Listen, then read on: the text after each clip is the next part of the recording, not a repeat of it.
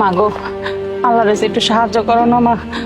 2 দিন পরে তো ঈদ, আমরা একটু সেমাই খামো। আচ্ছা দাঁড়ান, আমার কাছে নাই 50 টাকা ছাড়া আর কোনো টাকা নাই। আপনি একটা কাজ করেন, এই টাকাটাই রাখেন। মা, 50 টাকা দিলা, আল্লাহ তোমারে ভালো করুক। মা, একটা কথা কমো, আমারে পুরান 2টা কাপড় দিবা মা। আমার একটা মেয়ে আছে মা, সামনে তো ঈদ, কোনো কাপড় চোপড় দিতে পারি না। আচ্ছা সমস্যা নাই, পুরান জামার সাথে আমি নতুন জামাও কিনে দিব। কিন্তু আপনি ভিক্ষা করছেন, আপনার কি ছেলে সন্তান বা স্বামী নেই?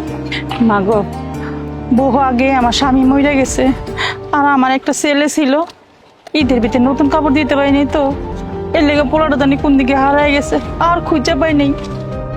মা জানো, মা, তুমি এই জায়গায় দাঁড়ায় আছো, তাতেই চলো, ইফতারের সময় দিচ্ছে। আরে দোলা, তুই এখানে? আর তুই ওনাকে মা বলে ডাকছিস, তোর কি মা হয় নাকি?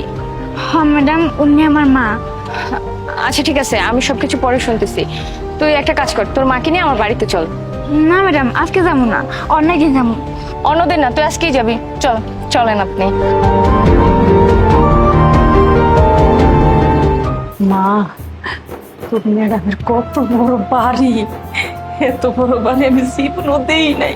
আর দেখ কি সুন্দর সোফা, তুল করে। মা, খেয়া, তোমরা আমার বাসায়? এটা কি করে সম্ভব? আমি তোমারে কত ঘুরছি মা, আমারে তুমি মাফ করে দিও মা। আমি আমি আসলে বাড়ি থেকে চলে এসেছি শুধু প্রতিষ্ঠিত হওয়ার জন্য, বড় হওয়ার জন্য। মা, আমি তোমার সন্তান, আমার দায়িত্ব ছিল পরিবারের হাল ধরা, কিন্তু আমি তা পারতেছিলাম না।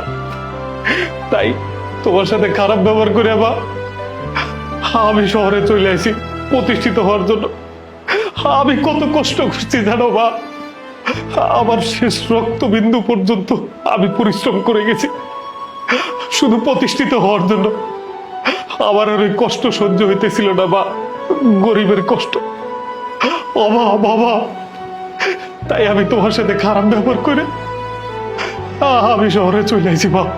মা, আমি প্রতিষ্ঠিত হওয়ার পরে আমি তোমারে অনেক খুঁজছি, আমি গ্রামে গেছি, কিন্তু আমি তোমারে পাই নাই মা।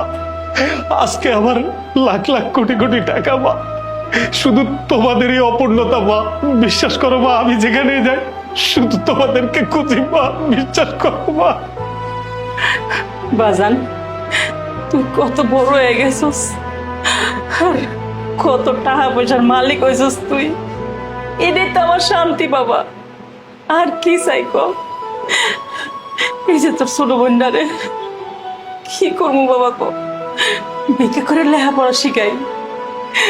ও যদি তোর মতো মানুষ হইতে পারে, তাহলে আমার আর কোনো দুঃখ নাই বাজান, কোনো দুঃখ নাই।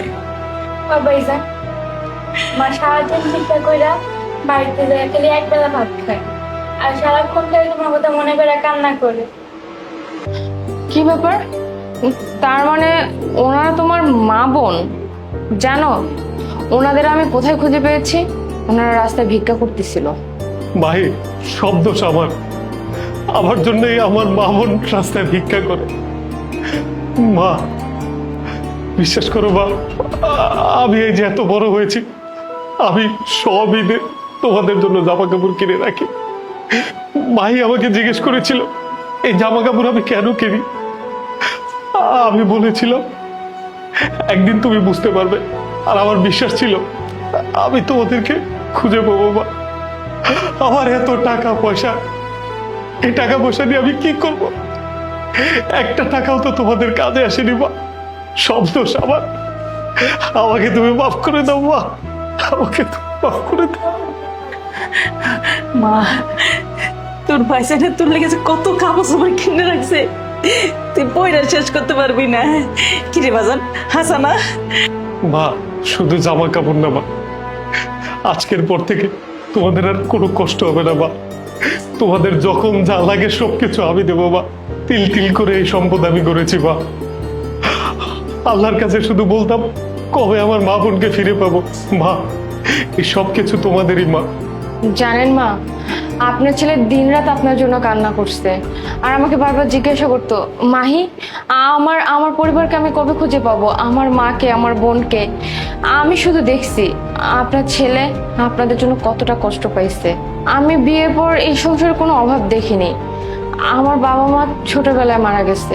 আমি ভাবছি বিয়ের পর আমার শ্বশুর শাশুড়ি তারাই আমার মা বাবা হবে, কিন্তু এখানে এসে দেখি ও নিজে ওর পরিবার হারিয়ে বসে আছে। এখন থেকে আমাদের আর কোনো কষ্ট হবে না। আমি আমার মাকে পেয়ে গেছি, সাথে ছোট্ট একটা বোনকেও। এখন থেকে আপনারা আমাদের সাথেই থাকবেন।